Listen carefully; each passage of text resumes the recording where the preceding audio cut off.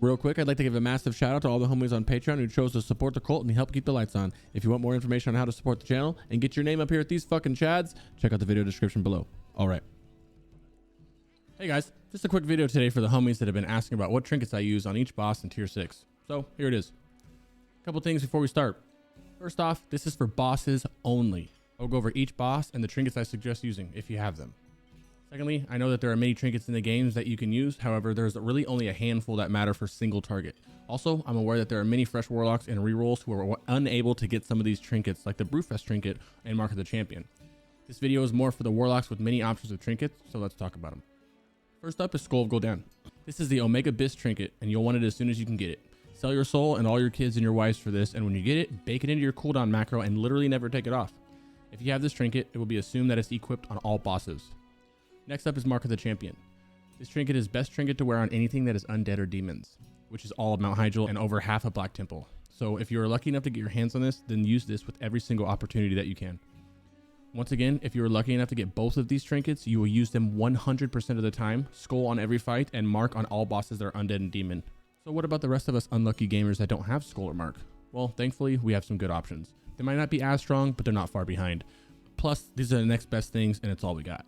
Starting with the Dark Moon Fair trinket, aka DMF. This trinket gives you 8 spell power every time you do any damage to anything besides yourself, and it stacks up to 10 times, resulting in 80 spell power. We were hoping that you could stack this with Hellfire, but you cannot, making this trinket lose a ton of value. However, it's still a decent trinket, and it can be best installed on certain fights if you're missing the previous mentioned combo and worried about wasting Quag's proc on mechanics, and most importantly, only if you can keep 10 stacks up permanently. If you drop stacks even one single time, then it's not worth it, and you should have used Dark Iron Pipe or Quags. I'd suggest you pick it up if you can get it for cheap. By cheap, I mean it's not worth going broke over or spending too much on. A couple thousand should be the limit here. However, it's your gold, so spend it however you please. I got mine for 5k before we found out Hellfire didn't stack it, and I'm coping pretty hard about it right now. So I use it on a couple fights. Of course, if you can afford the gold and do not have a skull, mark, or iron pipe, then I would actually suggest you get this. Segues perfectly into my next trinket, Dark Iron Smoking Pipe. This is a trinket that came from a seasonal event called Brewfest. This is the exact same thing as Icon of the Silver Crescent, and unfortunately, if you do not have this, you will not be able to obtain it again until the next Brewfest event. For those of you that have it and don't have skull or mark, this trinket should actually be used much more than I see people using it. We use this on most fights in tier 6 as it lines up with burn phases, lust, T4 procs, ring procs, and whatever else you got. Yes, it lacks the randomness that can come out of Quags, but with it brings consistency and knowing you can get 100% value out of your trinkets. Which leaves us to the last two trinkets. Same two we've had since day one, and that's Icon of the Silver Crescent and Quags. These two trinkets are still, of course, very good and used if you have none of the above mentioned trinkets. Quags will always be a phenomenal trinket and can be super bis if you get good RNG on the procs.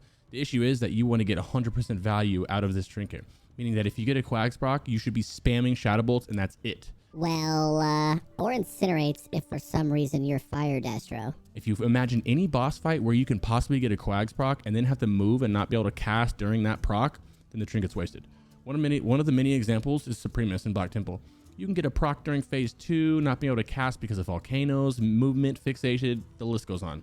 One of the many examples is Supremus in Black Temple. You can get procs during phase 2 and not be able to cast because of volcanoes, movement, fixations, etc. However, if it's all you got, then I wish you good luck on your Quags procs. Alright, now we'll go over each boss and which trinkets I use and suggest you use if you have them. Once again, and lastly, I will not be saying to use Skull or Mark of the Champion.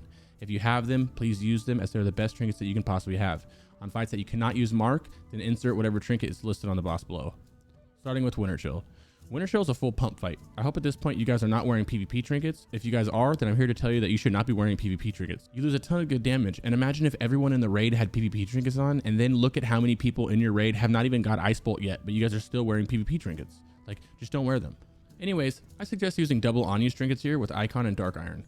Both Quags and DMF are perfectly fine to use here as well, and are both, in my opinion, better than using double on-use, and since my parse is over since I get Ice Bolted, it's not going to matter if I drop my DMF stacks, and also it's such a small window to waste a Quags proc, so you don't need to worry too much. I just personally never feel safe if there's a chance to waste it at all, but I'll leave that decision up to you. Next up, Anetheron. I'll be using Icon and DMF, since the only thing that can mess up your stacks is getting put to sleep, which was countered by Sulfur and Slammers, making this mechanic quite literally not matter, and most importantly, allowing you to never drop your stacks or waste a Quags proc. However, Sulfur and Slammers were changed recently and it no longer breaks the sleep, so I treat this kind of like the last fight. You either go all in with DMF and Quags and hope you don't get slept, or you run double on use to make sure you get full value out of both your trinkets. Quags is fine here. The only issue is that you can get a proc and put to sleep, or an Infernal can land on you, stunning you, and then you have to move that Infernal to the tank. I know, it takes some bad luck to get it, but it's what goes through my head, and I'd rather even use double on use over Icon and Quags just so I know I'm getting 100% value out of my trinkets. Next up, Kaz'rogal. I use Icon and DMF. There's nothing that can interfere with your DMF stacks, so stand there and pump. If you don't have DMFs, then I would suggest using double on use, not only because I prefer the power of the second on use with the lust, but you also are tapping this fight frequently to stay above 3k mana, and you could bolt into a Quags proc and have to tap immediately, thus wasting your global and your proc. Next up, Azgalor. This fight varies because if you're playing as you should be with the Warlock group over 30 yards, making it so you guys never have Rain of Fire, meaning you literally never have to move. Unless you get Doom, of course, but at that point you're dead anyway. The safest pick is double on use for this reason. However, on this fight, I'll use Icon and DMF. If your stacks drop, it means your group fucked up Rain of Fire or someone else baited it to you, or you're dead from Doom, which at that point, it doesn't matter. If you do not have DMF, then just run double on use. The silence on this fight can really mess up your Quags proc, so it's not suggested to use it here. Unless, of course, that's all you have. Be careful here as you can still drop stacks during the silence from your DMF, but as long as you're casting the whole time like you should be, you'll be fine. Next up, Archimonde. I just use double on use for this fight. The fight is way too unpredictable to get any value out of Quags or DMF. You can of course get lucky and stand planted with DMF, but one air burst and you drop stacks. As for Quags, you can waste this proc on too many things. It can proc when fire hits you, air burst, fear, the list goes on. So I suggest double on use. If no Brewfest Trinket, then I'd use DMF over Quags and just hope I don't get air bursted. On to Black Temple. Starting with Naj'entus.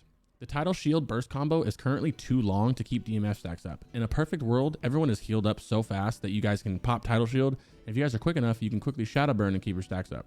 However, any hesitation from the raid on the Tidal Burst and you'll lose your stacks. This is actually a decent Quags fight. Just need to hope you don't proc going into Tidal Burst or get a spine thrown at you during. I personally prefer double on use, but you also have the same chance of getting spine during your pop on the second on use as well. This one's up to you. Next up, Supremus. Goes without saying that Quags and DMF are both easily wasted here. Doesn't mean it will be every time, but on average they will be. For this reason, I always suggest double on use. Next up, Shade of Akama. This fight is completely up to you and kind of depends on how you guys handle the fight. We pull everything into the entire room up into the top platform, so of course Quag's Eye is BIS here. I choose to use an on use for burning Akama in phase 2. With both Teron and Bloodboil, I use Icon in either Quags or DMF. Both fights you can easily keep up all your stacks with ease, as well as you'll never waste a Quags proc. The only worries is getting Constructs on Teron, which at that point you're dead anyway, and of course Fel Reach on Bloodboil, which by now most of you guys are just zugging it when you get it anyway. Next, Reliquary of Souls. I highly suggest double on use for this. DMF will drop on every intermission, and Quags can still proc going into each intermission, during, on the ads, and even on the gauntlet before. Also, double on use allows you to get a massive damage window in phase 3. Next up, Mother. I prefer to always use the double on use here. You can get bad RNG on your Quags with knockups and of course Fatal Attraction. You can also get away with DMF Trinket since you can always get back into the range of Mother after a Fatal Attraction in time to get a Shadow Burn off if you're feeling spicy. Next up, Council. It's another fight where Quags can be wasted frequently. You have to constantly move out of AoEs as well as making sure you're spread out and not stacked up on other raiders. Switching to the Mage ad and Quags can proc right as you move or while putting up a curse and you waste it. For that reason, I use DMF. If you don't have DMF, then double on use is great as it ensures you get good value of a second on use, rather than blowing it on a magical resistance aura or some shit. If you guys are doing the other strat where the mage kites the mage ad around and you guys don't have to deal with as many AoEs, then Quags and DMF get a little more value in here since you don't need to move as much. That's up to you guys. Lastly, Illidan.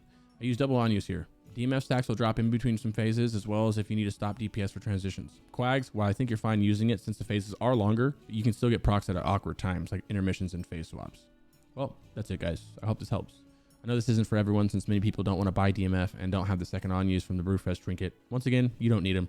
This is just a sweaty ass Trinket video. If you don't have anything but Icon and Quags, you'll be okay. Keep pumping. Cheers and I'll see you guys soon. Peace.